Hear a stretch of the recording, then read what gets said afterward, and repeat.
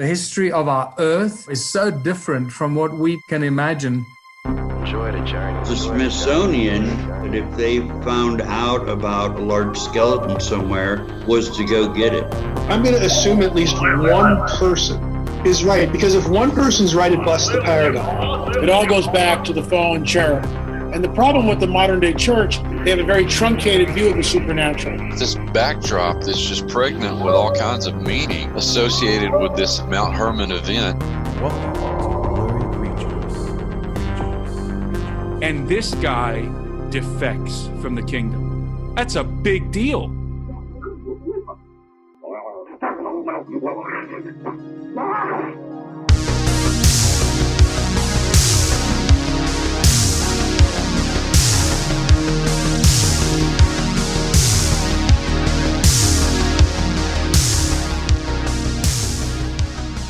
Welcome to the show, Seth Breedlove from Small Town Monsters. You guys are an independent film company that covers cryptid creatures, fringe topics. You release many films, and I purchased a lot of those films over the years about Bigfoot, UFOs, Dogman, Mothman. So we're glad to have you on the show. I want to get into Mothman, but one thing, we have this sort of this tradition on our show is asking every guest, what are your thoughts on Bigfoot? Are you allowed to, as a film producer, are you allowed to tell us your actual thoughts on Bigfoot, or do you have to keep it sort of ambiguous to keep the mystery going? Yeah, no, I mean, I for sure think like Bigfoot is our interdimensional space brother from a galactic mother. No, yeah, I mean, I was always like, it's weird because my origin story for all of this is just that I was really bored because of my job, and I just like got into it. I didn't get into it because of like a sighting or anything like that. So yeah, I took this weird path where I was like really into it, and I believed 100% pretty much anything anyone told me. And then I became like wildly skeptical for a while, to where I was maybe like 20-30% there was a Bigfoot. And then I went to this place called Area X in Oklahoma, and I had something throw rocks at me and scream at me in the middle of the night, and I shot video of this weird eye shine on a hill, and now I'm like probably more like 85-90% they're real. So that's pretty much where I'm at with Bigfoot. Yeah. Has it evolved over the years? Have you now that once you kind of get into that camp, okay, this thing exists, is there like, does it get weirder, or does it get more animal-like, or do you wake up some days and... No, I mean, I 100% am in the this is an undiscovered ape camp. And that's just because what I experienced was so animal-like, and it just seemed like something natural in its natural world existing. And it was weird because after we had all the stuff happen to us while we were in Oklahoma that happened, my conversations about Bigfoot that literally the next day were completely different from how they were on like the drive down to Oklahoma. It had gone from like joking around about people hoaxing and all this kind of stuff to like, you know, do they have family units? How are they living in here? All this kind of stuff. It just totally changed the way I talked about it. I still have fun. I mean, I made Momo after that trip, so clearly I can still have fun with the topic. But yeah, I just think my outlook on it changed in that respect. Just like wondering how they exist and like how they live and what life might be like if they're real. Yeah, and it's great you guys are making films, because Luke and I always joke about how when you get into the fringe topics, there's not a lot of good quality productions out there about these topics. You know, you have to surf through hundreds of Bigfoot documentaries to find one that stands out, and you guys have produced a lot of great stuff. So you were saying you were working kind of a job you didn't like, and then you got into this topic, and then that kind of led you to want to start your own production company, basically? Is that kind of how... I mean, at the time I was, as a freelance job, I was writing for newspapers, freelance reporting, and I was really enjoying that, but it didn't pay the bills. So my full-time job was medical billing, and medical billing was like the most horrifically boring job I've ever had in my life. And you pretty much just sat there and did data entry and listened to podcasts, because,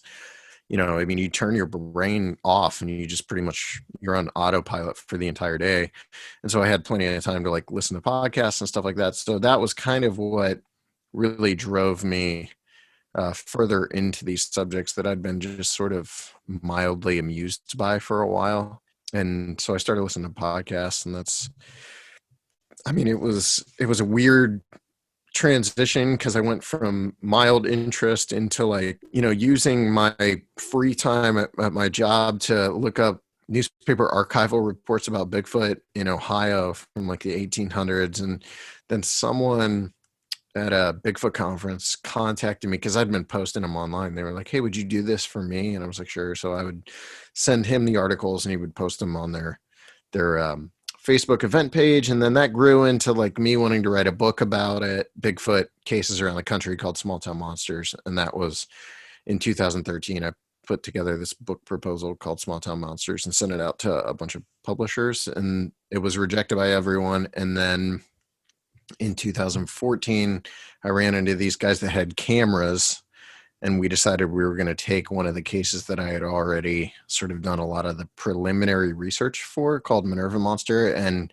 turn that into the first movie we made. Yeah. So, and then, I mean, it was like right now we just finished, I just literally like 2 hours ago posted the director's cut of Beast of Whitehall, which was our second movie.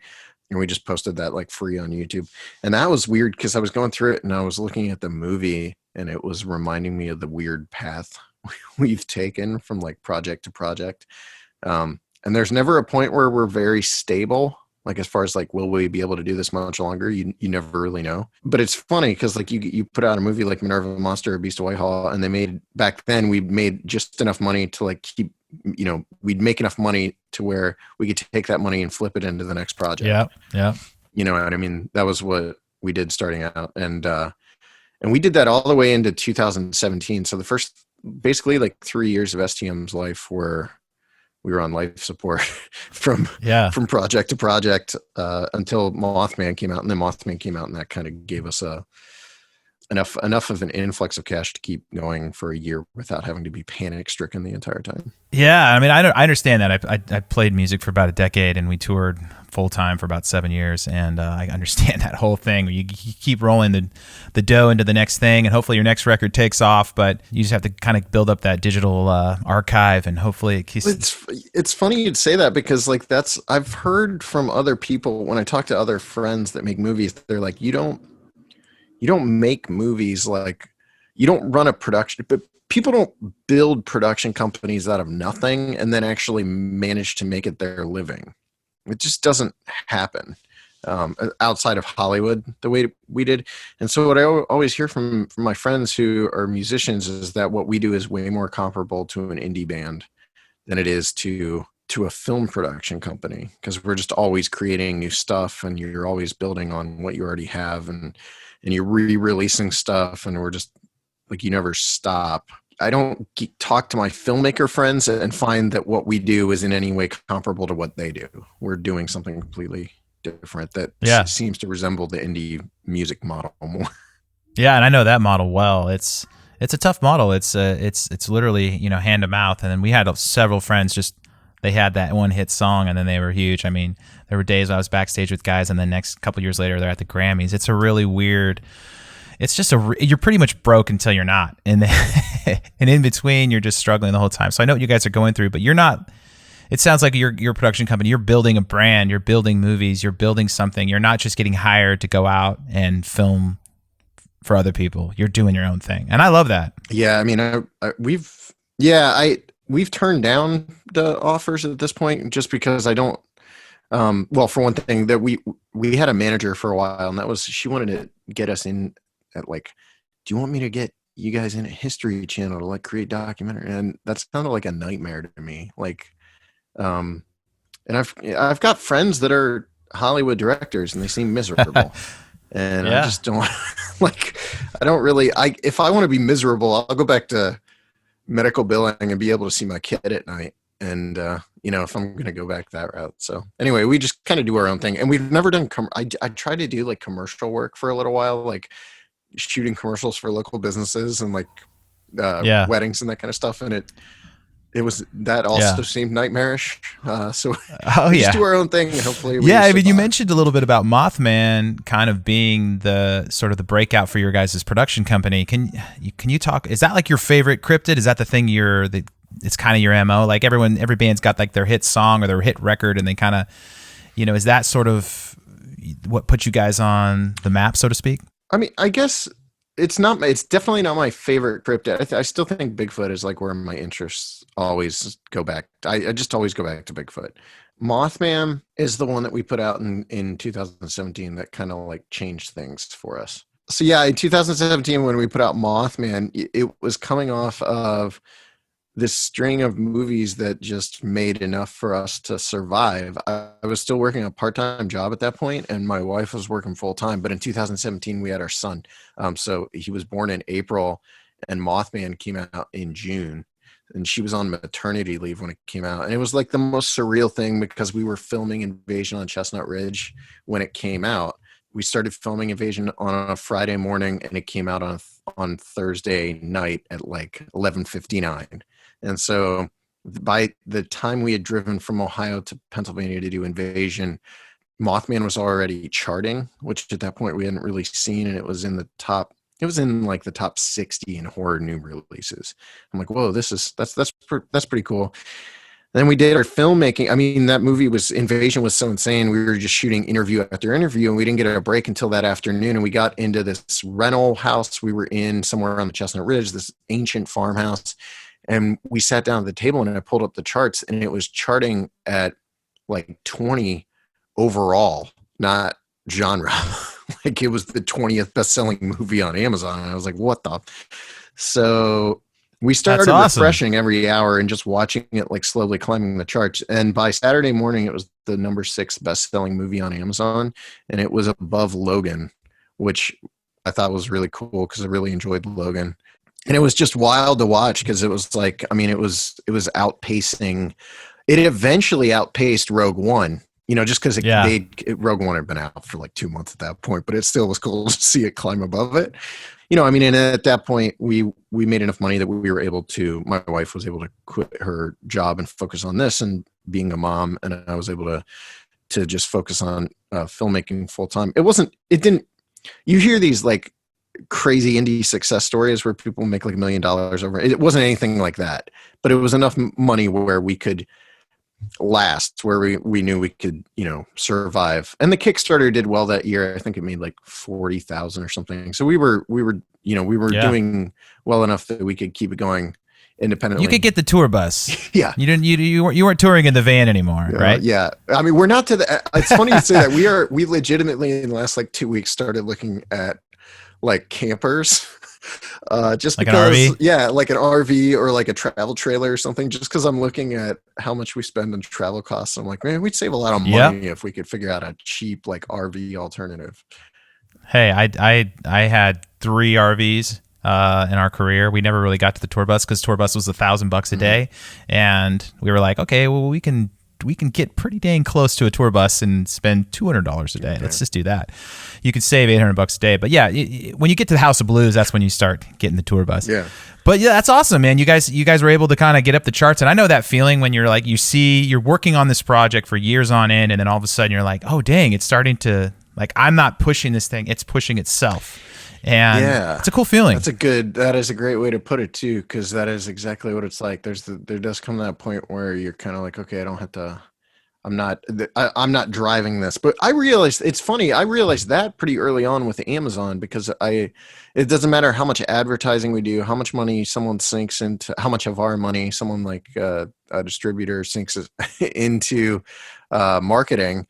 It doesn't really have an effect on something like Amazon, like the big platforms. You don't see it having an effect. That stuff is all going to be organic. So your movie's either going to succeed or die based on people finding it and having an interest in the subject or the poster or whatever thing is driving those views. And it's almost impossible to predict what will hit and what won't hit. At least that's what I find. I know that feeling. So our last guest we had on the show talked about this lady. He has a fossil museum, and we've been talking a lot about the ancient giants and a lot of weird stuff on our show. But this lady hits this Mothman with her car twice, he says. Yeah. And he's like, dude, I have this museum and people just come in and tell me these crazy stories. And so this lady hits this Mothman, flies off the side of the road. And then she goes over there to try to see if it's okay. And this other guy, and like I think it was in a truck, was like, dude, lady, get away from that thing. And she said it had smelled like sulfur. smelled terrible, and it had these crazy bug eyes, and it got up and kind of shook off and then flew in a circle and then flew away. And we were like, man, this is the time to talk about Mothman on our show, because, and I remember seeing one of your guys' documentary. I think I watched your first Mothman documentary. What is that, like a pretty accurate description of Mothman, and how, what do you, I don't even know where to go. Is the smelling like sulfur and the bug eyes? Like, that's just totally different than Bigfoot. This is like next level Bigfoot stuff. You know what I mean? It's not. I mean, that's the thing about Mothman that I think is so weird, is that the descriptions don't align. And so you might get characteristics that do here and there. You know, in the 60s, there were a lot of those reports of seeing it, and I guess even up to present day, of when it flies, it doesn't flap its wings, it just takes off straight up in the sky, right? Like, there were a lot of reports that were like that. There's a story in the Mothman Legacy by a lady who said that she talked to a witness who claimed that when it walked, when what she saw walked, its legs bent inward, like backward, almost like it was jointed, you know, like a bug. And there are other reports like that. Like, when this thing walks, it's like it's never walked before when you see it. But the thing about it is, there's so many reports, and so many of them don't sound anything alike. And even during the 60s sightings, you know, Tom Urey, who was a witness who was driving near the TNT area, but he would have been closer to the Ohio River. He saw this giant bird fly overhead. I mean, what he saw basically sounds like a thunderbird. And on the other hand, what the mallets and the Scarberry saw sounds way more like or what we would think of as Mothman. You know, this bug-eyed being, humanoid being with wings. So that's one of the confusing things about it. We've interviewed two people too, who basically what they're recounting seeing is like a man. You know, there was a guy, Lawrence Gray, who in the 60s, at the height of that 66, 67 flap, woke up and found a man with red eyes standing in his bedroom, and he had wings, and he said it was the Mothman. It's a strange phenomenon, because I think what happens is there's a lot more going on than just one thing, and everything kind of gets lumped into the Mothman basket, right? So everyone just throws it into this, under this one heading, like, oh, I saw the Mothman. But there's probably a lot more going on than just Mothman sightings, even when you regionalize it or condense it down to a place like Point Pleasant. I think there was more going on in 66 than just sightings of the Mothman. I think there might have been Thunderbirds seen. I think there was other stuff going on, maybe some government experiments or something on people psychologically too. I don't know. I don't get too far into theorizing about it, but it wouldn't surprise me if they were slipping something in the water there, because I mean, it'd be the perfect place to mess with people.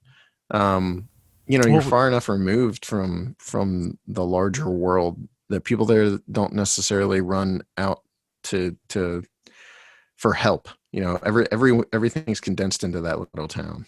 So we interviewed a guest who went to all the ancient burial mounds in North America. There's like 700 of them, and he said that some tribes wouldn't settle in places like Virginia because the amount of haunting that goes on with these ancient burial mounds. Like, is it locations?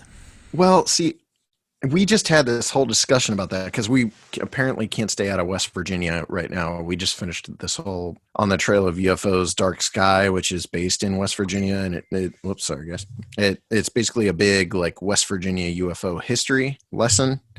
And we had a discussion about that because we hear that all the time too, except when I talk to actual Native Americans, they're like, what are you talking about? There were tribes there. Like, you know, there are tribes there. Chief Cornstalk, who is very often tied to the Mothman legacy, was in, you know, West Virginia.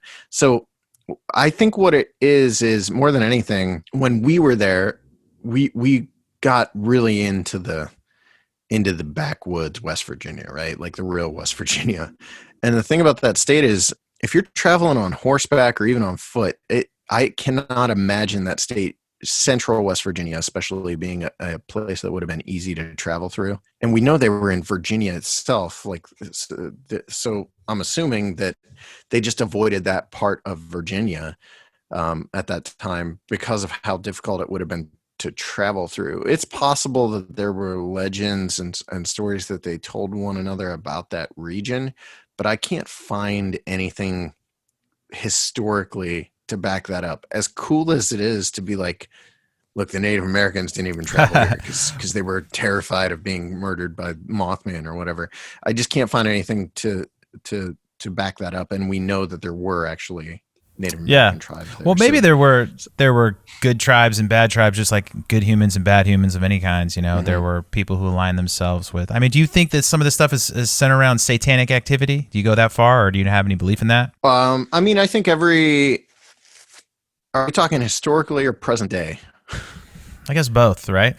Because I mean, the ancient mounds sound like they were the bones. Like this guy Fritz came on our show and he said they were, he did a whole thing on that. They were in those mounds are the bones of the giants, which are the spirits of the giants, are demons. So if you go that route, it sounds satanic. Like even if you're around them, you're getting crazy activity in the supernatural. So all I know is West Virginia is real weird, and it's one of my favorite states, and I can't stay out of it. Like I said, because we just keep going back, and there's so much interesting stuff that's happened there, and so many small stories still unexplored. But there's just something really weird about it. We were there 3 weeks ago. We stayed in 4 different locations. One of them was Wheeling, which I learned some weird stuff about the history of Wheeling that I had no idea about. And I've been going to Wheeling since I was a child. But apparently like the tribe that lived there, that the name that they called it was like Wheelon or Wheelon or something like this. It's going to be in our movie. I just can't remember. I'm just recalling what the guy told me. But apparently it meant the place of the skull, and they would behead people and put their heads on spikes along the river there, the river that comes right along Wheeling. And when the settlers moved in and built the town there, they literally named it Wheeling as like a nod to that. They took the name place of the skull and basically made it the name of the town. As far as like satanic stuff, there's every rural community has like their satanic legends. Like I grew up in Bolivar, Ohio. It's like a sister town to Zora, Ohio. Zora was this religious retreat that was founded by the Zoraites, which were kind of like Quakers. I mean, they just moved into the area. They owned a mill, or they had this big mill that sat on the river, and the river runs right behind where I grew up. And as a child, I remember hearing screaming back there at night all the time. And the rumor that went around town was that there were satanic activity. There was all this satanic activity that took place back there. And even in the Mothman Legacy, Ashley Walmsley talks about the TNT area being like a hub for satanic activity. I'm sure that's probably true on some scale. I would imagine that kids that are bored or whatever probably go back there and, butcher cats or whatever it is the bored boys in like small Midwestern towns do. So, but I don't know how much of that is like really is organized or rooted. I just know that every town we go to has some sort of satanic story. It's like you can't escape Satanism and the Masons. Like we can't get away from either of them. Maybe they're the same thing, right? It's possible. Mm-hmm.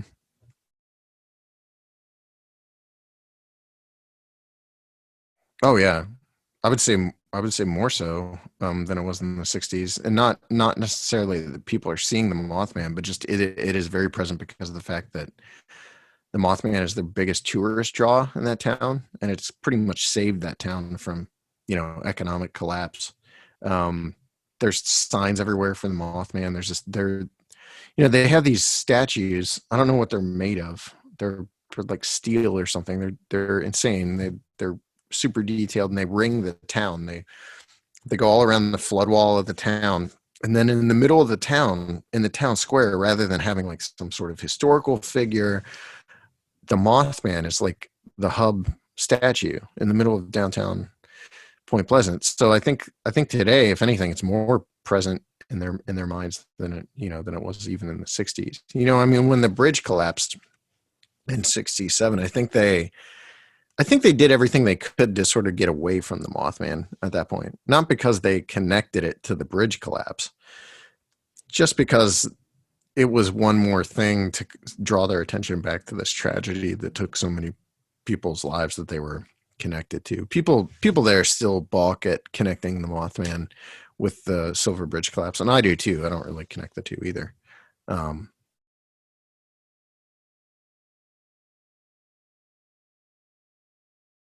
Yeah, definitely. I would say I had a much easier time of making the Mothman Legacy and finding witnesses that I did the Mothman of Point Pleasant. I mean, Mothman Legacy, we have 8 eyewitness stories in there, and I could have easily had a dozen. I could have easily had 20 probably. My researcher, Heather Mosier, I mean, she was at the point where she basically turned over like a book of research to me when she was done. And it was a lot of it was like witness stories that were recent, people who were willing to talk. So it's a pretty constant thing. What's the Patterson Gimlin of Mothman? Like, is there anything that's even close? Nothing? No, there's nothing. Not even a photo? There's a photo of an owl that looks like it's carrying a snake that people like to pass around as like, look at this recent photo of the Mothman. And then there's a lot of doctored photos online. Like if you look up photos of the Mothman, you're going to find photos that look legit.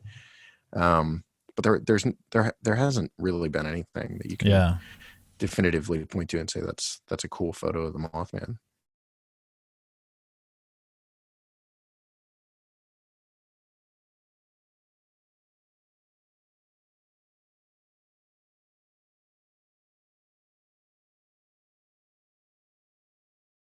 Well, yeah, I mean, I think that's the thing, that it's become a lot more personal. This is sort of the whole point of the Mothman Legacy movie, is like throughout human history, we've always connected winged creatures to disaster. It's just what we do as human beings, apparently, like going all the way back to Hindu mythology and Greek mythology. The winged creatures precede disaster. It's just what happens. And it is especially present in Appalachian culture. Even prior to the Mothman sightings, there were sightings of what they called the Birdman in Point Pleasant, which was this, man-like bird man who was seen prior to like flooding and things like that. So, when the bridge collapsed, I think it immediately was assumed somehow the Mothman had to be responsible for that. And the story goes that, the Mothman was seen for 13 months, starting in 1967 and leading up to, or 66 and leading up to December 15th, 1967. It was 13 months exactly, except that's not really true, because you'd be ignoring the reports from the 2 years prior to 1966, and you'd be ignoring the fact that sightings did not cease after the collapse of the Silver Bridge. They kept going, and they still go on today. So it's a stretch to try to connect the Mothman to the bridge collapse, but I know people really want to. I don't want to ruin that for people, but we interviewed the screenwriter of the Mothman Prophesies movie. And I mean, he was like talking about how he was like partially responsible for a lot of the legend surrounding the Mothman, because when he was writing that movie, he made up mythology connected to the Mothman for the movie, and people now have assumed it's reality. So they're like, oh, did you know like Mothman was seen at Chernobyl and Mothman was seen prior to 9/11? That's not true. Like those things didn't happen. They were made up for a fictional movie. So it's kind of coming to a life of its own, so to speak. Yeah. Well, the weird thing about Mothman, though, is like you can be in a high rise in downtown Chicago. You don't have to be in the middle of the woods, and you can look out your window and see this thing, right? So it can, I mean, Bigfoot's kind of, it's stuck to a certain area. You rarely will you hear about Bigfoot sighting that's like close to civilization. These things are coming out of the woods and they're like flying next to buildings, right? I mean, how many urban sightings like downtown or in the middle of a square, or it seems like it just does whatever it wants, right? I mean, it does, but I still haven't. So we're making a movie about that Chicago Mothman. So we already did a movie that sort of delved into Chicago to an extent, called Terror in the Skies a couple years ago. But later this year, or probably actually now pushing into next year, we're going to film on the trail of the Lake Michigan Mothman. So we'll actually look into some of those Chicago sightings, because I feel like I know nothing about that stuff at this point. I just know there's a lot of drama going on between the various investigators, and they all hate each other. And so I've sort of avoided it because I try to avoid all that kind of stuff. But I'm interested in hearing more about it. But yeah, I mean, the Mothman sightings take place everywhere. So you 60s to present day, the sightings that occur in West Virginia, they can be in the middle of a holler in the middle of nowhere, or they can be on a rooftop in downtown Charleston. So it kind of runs the gamut. There's a ton of sightings that are just people driving. late at night or whatever, and they see something. Then there's the people that we talk to who like claim they've seen it in their home. So it kind of runs the gamut of what people are experiencing and where, which is, I guess, makes it kind of creepier than Bigfoot. Yeah. Yeah, Bigfoot doesn't go in your bedroom. Yeah. Well, is Mothman demonic? Is that part of it? I mean, for sure, some of the stories sound more spiritual or supernatural in nature than like a flesh and blood creature. And honestly, most of the sightings of the Mothman don't sound like some sort of undiscovered species of something. It sounds like something that sort of comes and goes as it pleases, maybe in and out of our reality or something like that. So if you want to ascribe demonic to it, it's definitely as likely as any of the other theories we have about it, right? Because like the theories are, it's either some sort of mutated creature that got into the toxic waste the toxic waste that was filling the TNT area back in the 70s and 80s, or it's been conjured into our reality through the demonic, the ceremonies that were supposedly taking place in the TNT area. But I don't know, and I'm totally up for theorizing about any of that stuff. I just don't think any one theory is going to lock the whole thing down. I just think there's a lot more going on than, one or two things. I really think, for whatever reason, sightings of winged creatures, they overlap. And I think you are dealing with like abnormally large birds and maybe something paranormal and maybe a little bit of misidentification and probably some hoaxing. And it all kind of overlaps, and eventually you get a flap that, really captures the public attention, like what happened in the 60s or what's happening today with Chicago. Have you had any sort of existential questions as you've gone down these trails and learned more about these creatures that like maybe you need to prepare yourself for attack from these things, or spiritually, Okay, so spirit, it's interesting. It's interesting you'd say that, because like we're in the middle of doing, this isn't related necessarily to the Mothman, because I've never had that concern with the Mothman. I don't know why that is, but it's never come up. But we've just started making these movies about like hauntings, and it's a subject I just never have been interested in, right? But I'm interested in the subject now that we're doing this stuff, mostly because we made this Mark of the Bell Witch movie, and I just found the entire concept so interesting. That was where I started thinking, this isn't something I necessarily want to like mess around with and then have something follow me home. Yeah. And so this is the first time where I'm getting into the arena of like, okay, I think we probably need to tread kind of carefully in some of these places where we're going. And again, it's not really related to the Mothman, but some of the other subjects that we're tackling.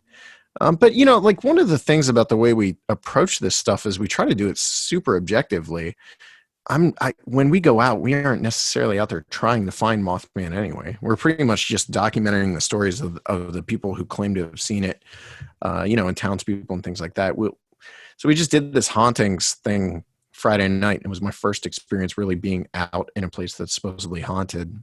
We were there with like a bunch of ghost hunters and all this kind of stuff. And they were like, whipping out their spirit boxes and heading off down into the graveyard. And I was like, I'm good. I'm going to hang up here.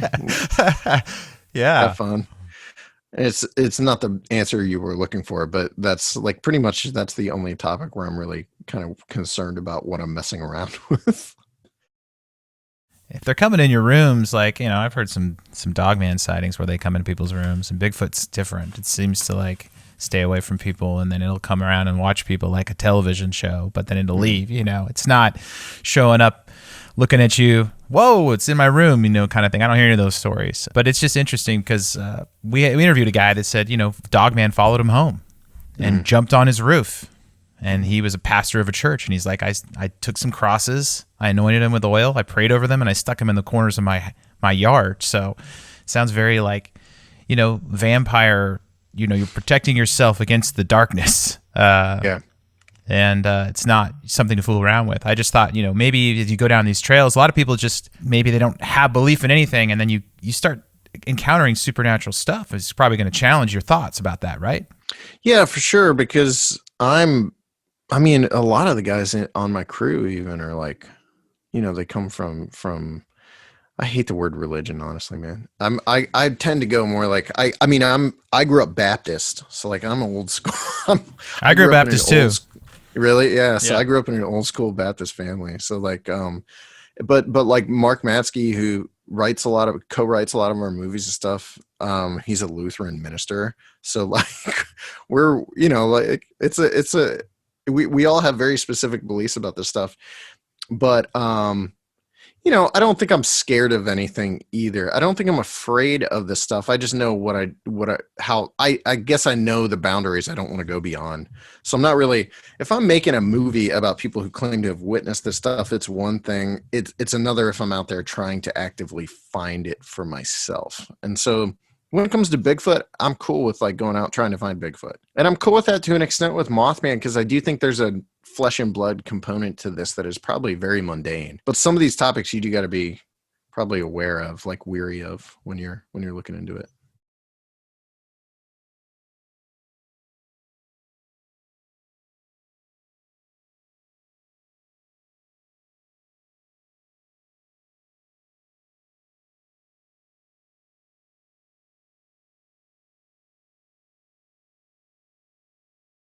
Yeah.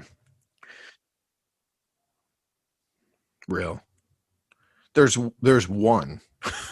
There is one story, and I'm not saying I don't believe the stories I've covered. I'm saying in a lot of these cases, I kind of already am aware of what I'm getting into. So I kind of know, like the Minerva monster case, I believe something was there, and I believed it from the beginning because of reading the police reports and hearing what the police thought, and that they believed it as well. So you know what you're getting into. The one that I got into where I expected it to be, probably something where I could come up with my own conclusions that would debunk it, was the Flatwoods monster. And that's the one where I was like, there's no way this thing's real. And then you go and you interview the witnesses, and what they're describing is not at all what the legend is. The legend of the Flatwoods monster is that it was this 13-foot tall creature with a green mist surrounding it that killed dogs and people and all this other stuff. And what the witnesses described is a large robotic metallic rocket-like thing that they encountered on top of a hill that could hover. And I'm like, man, that could be anything. It could have been, you're at the height of the Cold War. It could have been an experimental rocket. It could have been, I think there was real. I believe the story of the Flatwoods monster because what we consider to be the Flatwoods monster is not necessarily what the actual witnesses describe seeing. And when you hear it from their mouths, it becomes very believable. And I think that's also the movie where I realized like the importance of hearing things directly from the witnesses, because you're really basing your opinions on the stuff off of years of secondhand accounts and people kind of adding their own details to the stories, and they become something else entirely in the retelling. Yeah, it's like you have to get really good at trusting your gut and like figuring out if this is like good information and bad information. So how do you go about doing that? How do you sort through all this information? Know you're on the good stuff and fake stuff and hoaxing and this and that. Is there like a system you guys sit down and debate? No, just all gut. Just sounds legit. Well, right? Like the thing is, I find it impossible to believe that anyone can really know 100% either way if someone's lying or telling the truth, because people can be really convincing liars. And a lot of the people you talk to about these things, I don't even know that they're lying. In some cases, they might have a mental condition. In other cases, they might have convinced themselves something happened. And so it becomes really difficult to tell them apart. I know of the movies we've made, there's only been 2 times where I knew someone was straight up lying. And in one of the cases, I didn't know until after the movie was out and someone explained why. And in the other case, we cut the woman out of the movie. So there's only been 2 times where I felt like I was taken for a ride. You talk about listening to podcasts and getting into this subject when you were doing your previous job of billing. And I started fixing up houses in Nashville, and that's when I started listening to these podcasts about Bigfoot. And it just got to a point where I'm like, there's no way that the 1,000 podcasts I've listened to, everyone was lying. Like, even if half of these stories are true, yeah, they're describing this thing, and then you have to kind of it's a matter of ratios sometimes. Like it just can't statistically all be lies, right? Yeah. And because it's really hard to convince half the population. They just think all this information is just bogus, fake. But the good thing is I don't feel like my job is to convince anyone of anything. Sure. And so like end of the day, our job is really just to catalog the experiences, put them in a movie, and then let the audience make up their own mind. And the coolest thing for me has been hearing from so many skeptics and people who don't even tolerate typical paranormal TV who really enjoy our stuff because of the approach, which is basically just like, here's a bunch of stories, make up your mind as to whether or not they're real. Like, I don't feel it's like my mission to convince people of the paranormal as a factual reality. You know, like I want to document these stories. I want witnesses to be taken seriously because I don't think they're all crazy. And I want people to understand that this stuff is super fascinating. You don't have to believe it's real. Like, don't tell me Bigfoot and Mothman aren't cool. Like, you have to be an idiot if you don't see the value in this stuff. I mean, do you get so wild out there to think that like Bigfoot, Mothman, they're all kind of know of each other? Like, is it like, you know, you have all these creatures just out in the woods and there's like a whole nother world, a whole nother life where, you know, like the Avengers of cryptids? Just, I mean, I think the thing is, like, I think a lot of this stuff is interconnected. I set Bigfoot apart from that, you know, just because, again, the difference between Bigfoot stories and Mothman stories is night and day to me. It's just when you talk to witnesses, they're the witness experience on a Bigfoot report versus something like Dogman is totally different to me. It just there's a believable like biological reality to Bigfoot that you don't get from a lot of these other reports, and that makes me think either the other stuff doesn't exist, or it's coming from somewhere else. It's something else. You know, it's like it's either like spiritual or supernatural, or whatever you want to call it. So you think Dogman's in the spiritual category? You know, I didn't until we made Bray Road, and then the Bray Road Beast really got me thinking in another direction because of all the like occult activity that was taking place around the time, and the way whatever that thing is kills. There's like some really strange animal kills connected to Dogman that remind me more of like cattle abduction, you know, surgical precision kind of stuff. And that's a weird aspect to the Dogman sightings that I haven't heard explored anywhere. And it makes me think there's probably more to it than just like I mean, honestly, I never bought into the biological Dogman as like an undiscovered species to begin with, because it's honestly kind of comical if you think about that, like a 7-foot tall dog guy running around in the woods on tiny hind legs or whatever. It doesn't make any sense. But if it's coming from somewhere else, you know, or there's like a weird demonic or spiritual aspect to that, it kind of changes the game. That was the first movie too where I admitted during press that I was like, okay, maybe this is like paranormal, because up to then I didn't even really discuss like my opinions on that kind of stuff. But that was the Bray Road Beast was where I started thinking there might be more to that. We had a guest who said that he was driving up one of the mounds, and then he had a spirit talk to him, ask him how he's like, "Good evening, wasn't it?" And then he couldn't get his car off the mound. He kept the wheel kept jerking, and then he said he saw Mothman in the back of his car. So. Wow, you guys get some crazy Mothman stories. Yeah. Yeah. And dude, should have been in my movie.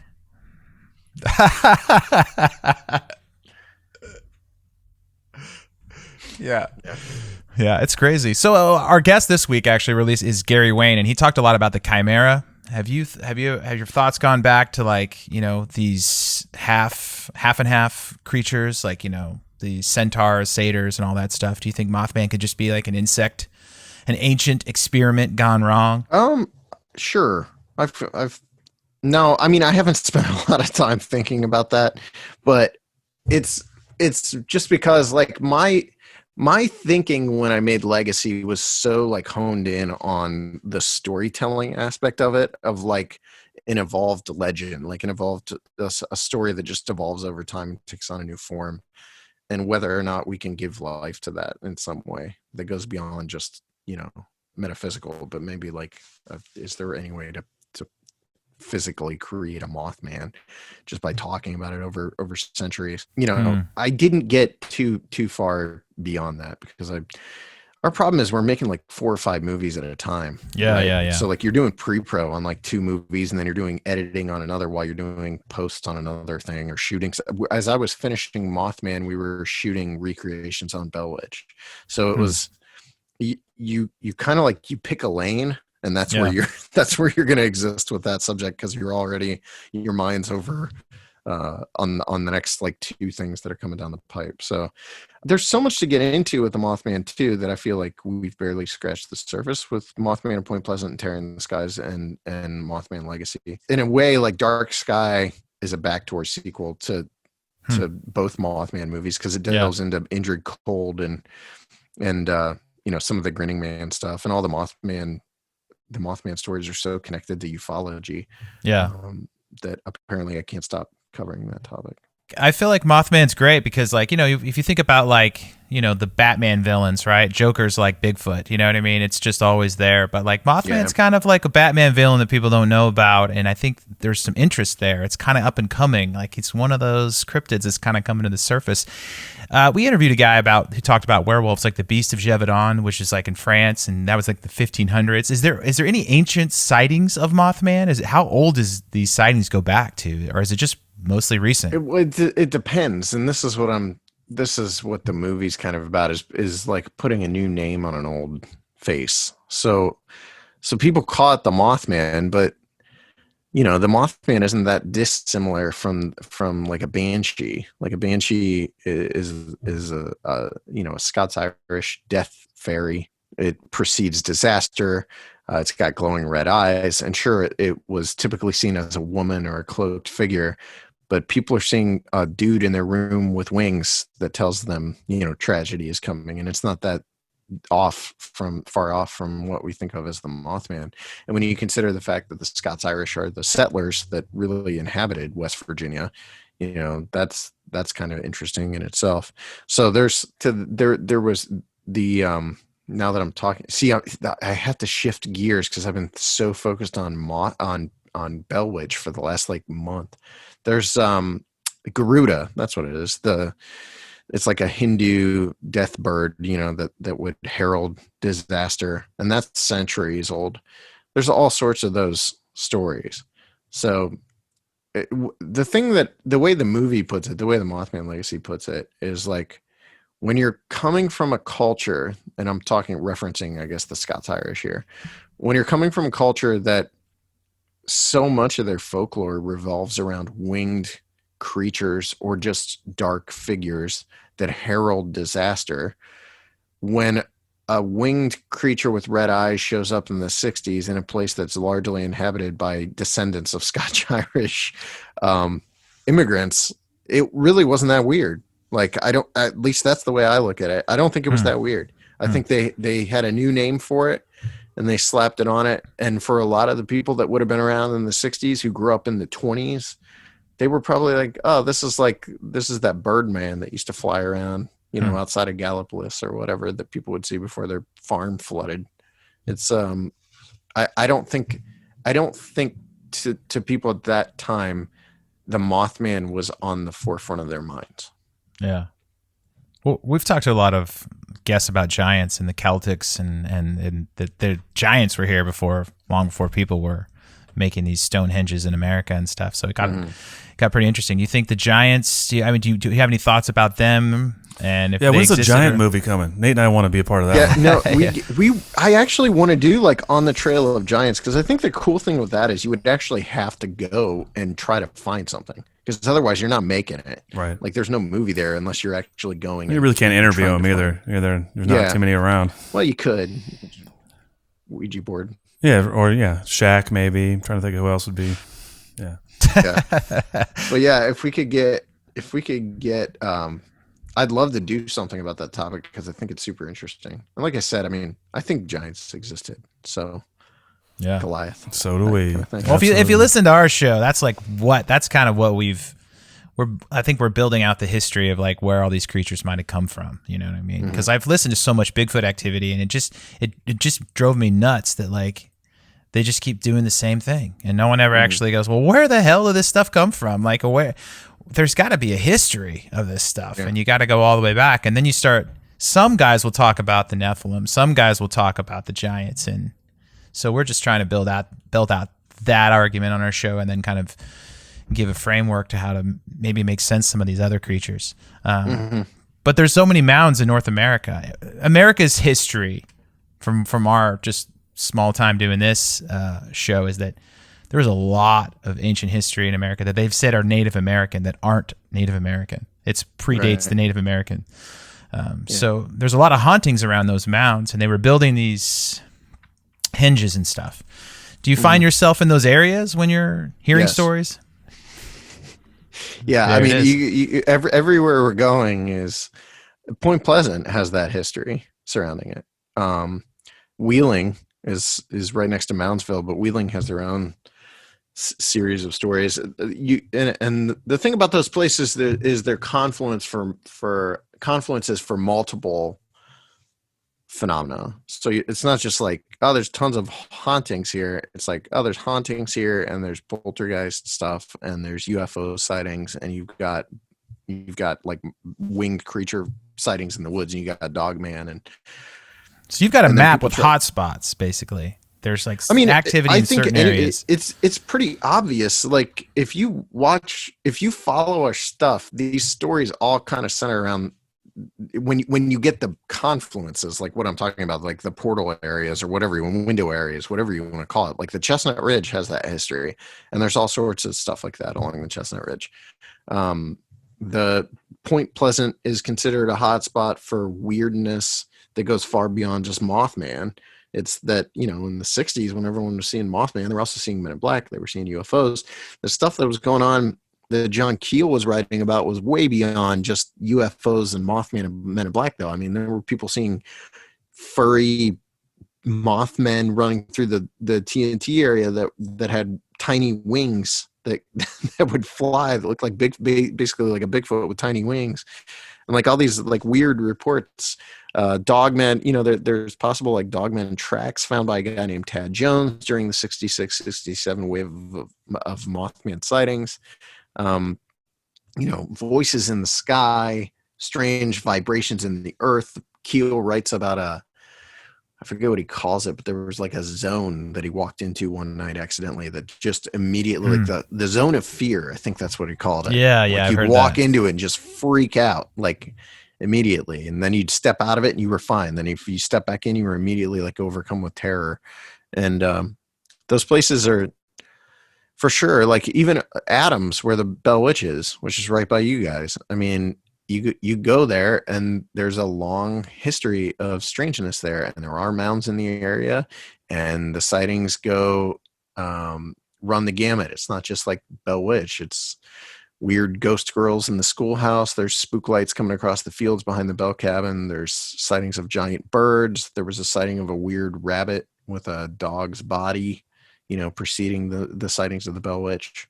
So it's they're like the ancient hubs of strangeness. Yeah, didn't the ancient Celts call places like that thin places, right? Where you have the thinning of where the veil is, the veil between dimensions or whatever you want to. Yeah, that's fascinating.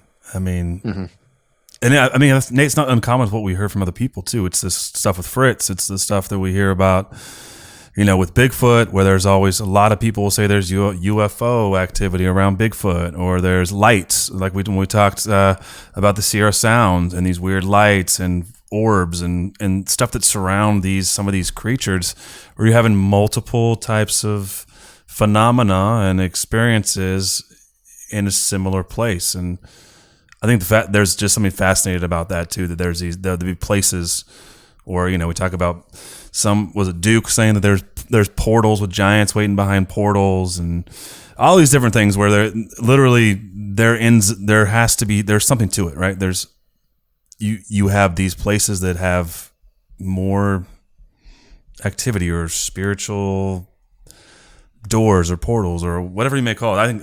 I find that not only believable but absolutely fascinating to try to figure that out and what that is, what that looks like, and why that happens in the certain places it happens. I mean, are they portals? Are these mounds and these ruins, are they actual portals, and that's just why things are coming out of there? I have no idea. I just know that when you look into, I don't know actually, because there's places like Skinwalker Ranch, which I guess are connected to mounds and if not mounds, at least like Native American, like a Native American history. We theorized. It's fun to theorize about that stuff. It's just like, how are you supposed to figure it out?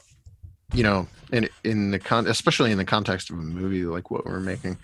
But there's so many of those places around North America, and people don't seem to realize. Like Bridgewater Triangle is one, where you've got this long history of just strangeness, sort of centered around this one New England area.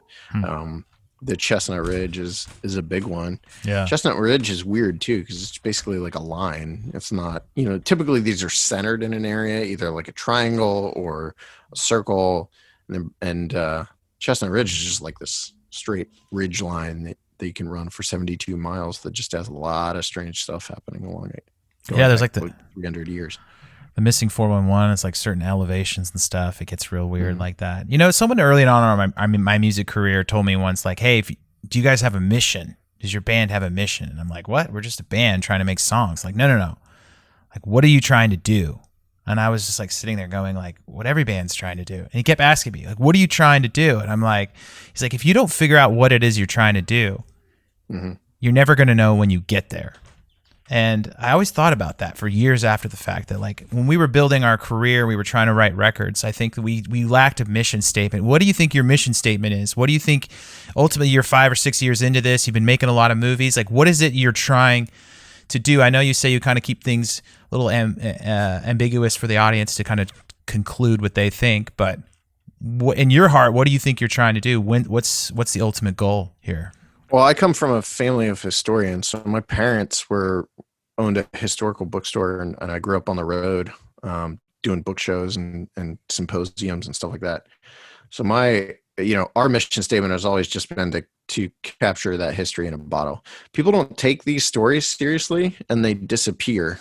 So I made Minerva Monster in 2015. The story happened in 1978. That's not that far removed. And there were people that were 40, 45 years old that we talked to on the street in downtown Minerva who had no knowledge of the Minerva Monster story. And it might seem like, well, who cares? Except that story was hugely important to that town when it happened. That story was covered by media from all over the world. And whether people there know it today or not, that story played a part in the history of that town. So it would be unfortunate if that went away. So when we were first starting out, we stuck to just those small town monster stories. Now, obviously, it's expanding with On the Trail of and kind of covering phenomena, but at the end of the day, the mission is still just to document these stories that, for the most part, aren't taken very seriously. And if we can do it in a way that invites a much larger audience, that is open, that makes it open to people who think some of this stuff is silly, that's great. Because I know that I'm trying to make movies for people who might not be like paranormal enthusiasts already. If we can act as a gateway for that stuff, that's the awesome point of this for me. Yeah, I would say we appreciate that. I honestly think like the lack of investigative journalism, in the sense of not starting and playing backwards with some sort of narrative to prove or conclusion to prove, working backwards, but just laying out the story and the facts in a way that people can have their own conclusions is really what like news and journalism, investigative journalism is supposed to be like. And I feel like we're missing that in 2020 and this time, and it feels everyone has an agenda. So I think it's refreshing to have, like you're saying, your parents are historians, so not only to catalog it historically, but also just to have a space for people to absorb facts and then make their own conclusions without, you know, having some sort of narrative pushed down their throat on what they should believe, right? Or what, you know, what they're being told to believe. And I think that's huge, man. I think the space for that, I mean, there's not a riper time in my mind for that in this space, just to let people make up their own minds, like to give them an opportunity to see and not only learn about these areas and spaces that, like, I mean, West Virginia is like, might as well be Japan. It's so, I mean, as far as I'm concerned, I can't remember. I don't know if I've even been there, right? And not only to learn about that, but to have these things put forward so that, you know, without it being like slanted or you need to have this conclusion at the end. I mean, well, 2020 is like, 2020 is like giving us all questions, right? Of like, who controls the narrative? Who's controlling, right? Yeah. Like, fringe information is becoming the closest thing to truth, right? Yeah, no, it's true. Yeah. I think I think when I first started getting into it, everything I was trying to watch was either like ghost hunter guys, like, or at least that it was either ghost hunting or like that mode of storytelling, like guys running through the woods with cameras, you know, looking for like Bigfoot, like Blair Witch. And that wasn't what interested me. Like, I was interested in the stories, like the eyewitness accounts. And so, you know, like that was what drew me to it, was just like, oh, you know what? Someone should really just go back to documenting witness stories and focus on that. And we started that in 2015. And honestly, at that time, when it came to Bigfoot, there was no one doing it.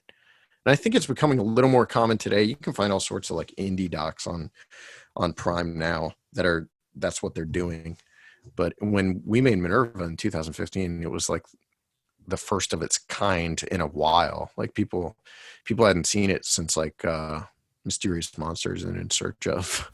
Well, this whole thing brings up a question to me. Like, do you want Bigfoot to be discovered, or do you want it to remain a mystery? Because I think in some senses, once it's out and about and they bring a body out of the woods, is it lose something? It's weird because I'm a filmmaker, but I'm also a Bigfoot enthusiast who feels like I experience some of the reality of what these things are like. I very much want them to be discovered because, you know, whether you realize it or not, there are dangers to these things that they exist in our natural world when you're talking about conservancy and a need for conservancy. And I would hesitate to.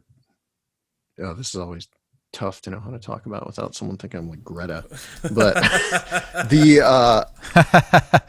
you know, I 100% understand the fact that there's more forest and supposedly there's more forest in North America today than there was when we discovered it, right? Than when white dudes walked on the shore. Supposedly there's more forested areas today, but that forest is not the native forest. What we're doing is we're basically ripping down the forest and then we're planting these Christmas tree farms, and it's a weird way to approach the whole thing. And I think there probably is a danger in that to these things if they're real.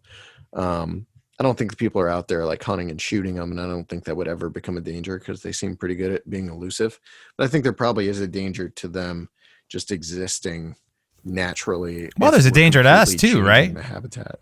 What's that? There's a danger to us too, right? Like some people say these things are kidnapping people. So yeah, I don't buy that either. Really? Yeah, I can't.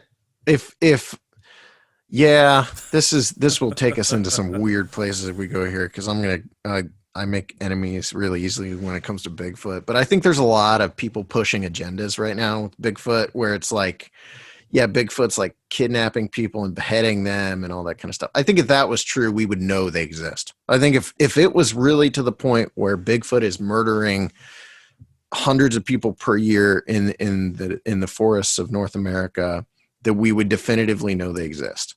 And so I don't buy that. I do think that there probably have been instances where Bigfoot killed a person here or there. Like if there is legitimately an 8-foot tall ape wandering around our woods, if someone messes with it or it perceives that it's being messed with, I could see it killing someone. I just don't think it's it's probably considerably less than like black bear kills. That's just my opinion. Well, the Native American stories make me scratch my head about that because they have places called Valley of the Lost Children and stuff like that. Like, yeah, there's tons of those stories about them coming into camps and taking children. Yeah. Especially in like Kathy Strain did a whole book called Giants, Cannibals, and Monsters, where she compiles a lot of that native lore relating back to potential like Bigfoots. And that stuff's really interesting. I just think if it's happening on the scale that people want it, there's a weird romanticism to like violence and danger and all that. And I think people really want to be scared. And obviously I make movies that are sort of entrenched in the horror genre to a degree. So I get it. But I think you gotta parse that a little bit with a dose of reality. And I just think if it was at the level that a lot of people try to lead us to believe, that we would know definitively there's a Bigfoot. Part of me wants to remain a mystery because I think it's just fun. Like there's definitely that part of me as well. Oh, wait, are you a kill? Are you a kill, Nate? Are you gonna, if you're out there and you have a shot, are you taking it down? I don't know, man. I like the mystery of it. I like that we keep talking about it. I feel like if it comes out, then everyone's gonna wanna. There's gonna be. Overnight, there's going to be 1 billion Bigfoot podcasts. Like, we finally found one, and let's go. We got a head start on it, so I mean, I'm okay with it coming out. What's the future look like for you guys? What are you working on? And where can people? Obviously, they can check out your movies on Amazon and everywhere else. But what are some like big dreams and big goals you guys have? Well, just stuff we've got coming. We've got The Mark of the Bell, which comes out December 15th. And I'm super excited for people to see that because it's like a docudrama, I would term it. So similar to like, I don't know what to compare it to. It's got a little bit of like Legend of Boggy Creek in it, in that it's as much a horror movie as it is a documentary. It's got a ton of recreations. So that's our next movie. We have 6 titles coming out next year. A lot of what I'm working on currently is centered around Small Town Monsters Squad, which is our members only section of our YouTube channel. And what we're doing there is like creating a huge hub of content. I mean, there's like 20 hours worth of content on there right now. And we do these production diaries where you can watch us make stuff. We pretty much shoot video nonstop behind the scenes. So even though the movies are very centered on, the story at the center of the whatever it is we're working on, the production diaries are all encompassing. So you get to see us work, on the whole project. And there's all sorts of stuff coming to that. And we're doing a lot of live stuff with STM Squad as well. We broadcast like a 30-minute part of our night investigation when we were doing the hauntings thing last Friday night. So that's like the big thing for 2021. The Kickstarter launches in February, and that helps us fund everything we do through the year, and we do that every year. And the big dream, honestly, my big dream project is called 1999, and it's a movie about me growing up in a tiny Midwestern town in Ohio, and it's basically just about getting in fights and hitting on girls and stuff that we all did as kids. What year were you born? Paranormal. I was born in 81. I was 80. 99 is like, what's that? I'm 1980 here. 80, oh, nice. 82. Oh, looks like we're like a little trio here. Here we go. Just 80s kids, man. Yeah. I just want to, I kind of like to do something that has nothing to do with paranormal. And I was homeschooled. So like I grew up in a tiny town. I was homeschooled. I traveled literally every weekend with my family. So my social life didn't begin until I was like 16, and just like that childhood should be documented in some way because it's so weird. Like just for fun, we would go egg cop cars on the weekend. And I would like to just make a movie about that. So I'm sure everyone wonders, what if you wake up one day after all these years and there's Mothman sitting in the corner of your bed? What do you do? What do you say? You grab your camera? Do you freak out? Say your prayers? No, what happens? Freak out. Yeah, you freak out because if he's there, it's bad news. Like everyone I've talked to who said they saw it in their room, it's not going to end well for anybody. Yeah. So no Mothman in bedroom. All right. Yeah. No. Well, I know. I mean, I can't imagine. Yeah. Well, dude, thanks so much for coming on our show. And I'm guessing smalltownmonsters.com is. Yeah, that's smalltownmonsters.com. If you want to watch the movies, they're everywhere right now. if you're not interested in paying, like Tubi TV has a bunch of them, Amazon Prime, all that kind of stuff. If you supporting are interested people in paying, if you're interested in paying, you can buy DVDs and Blu-rays at smalltownmonsters.com, or you can just buy copies on any of the platforms like iTunes and all that kind of stuff. Yeah, I'm about to do that. Yeah, we'll queue up some tonight. Cool. Yeah. We really appreciate it. Great storytelling, and if you ever get a crazy Bigfoot story and think this could be a great podcast, feel free to send some crazy people our way. Yeah, we love it. And Seth, when you make that Giants movie, don't forget Nate and I. Yeah. Yeah, I'll let you know, guys. Yeah, we want to. I'll come hold a boom. Whatever I got to do, I want to be around. Yeah. Yeah. We'll dig into some mounds and we'll get real weird. I'll do that. I'll risk my freedom. All right. Oh gosh. Yeah.